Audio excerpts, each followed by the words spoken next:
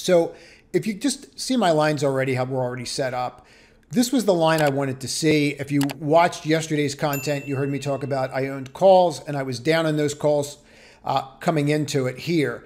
Now, what's kind of interesting about that position is that no one's really going to look at this and assume that you're going to do this. Why? We haven't been doing it. So every single time that you're down, you've been making lower lows every single time. So even if you zoom in down here on this uptrend on the 10 days, making a beautiful channel for us.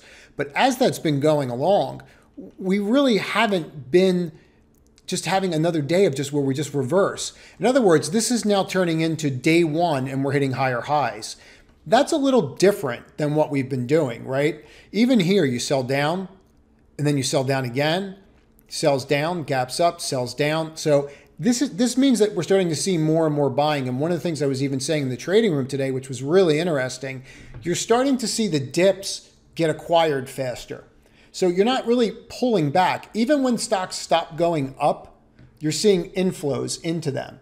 And I think that's really important for us to understand and very important for us to look at. So what we're going to do is we're going to see how this flips and we're going to watch it, see if we can get up to that 174.47 level and then see if we can get up to that 183 level. I do like this long term. I think that this has massive potential. So if you like this clip, click on the left to watch another one, or if you want to see the entire video, click on the right.